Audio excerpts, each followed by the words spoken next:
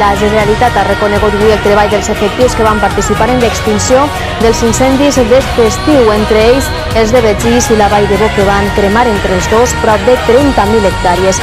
En un acte, la Diputació de Castelló s'han entregat les distincions als representants de les diferents departaments. Més de 1.000 efectius d'emergències van treballar en estos dos incendis, a més dels de Venta del Moro, Useres i Calles.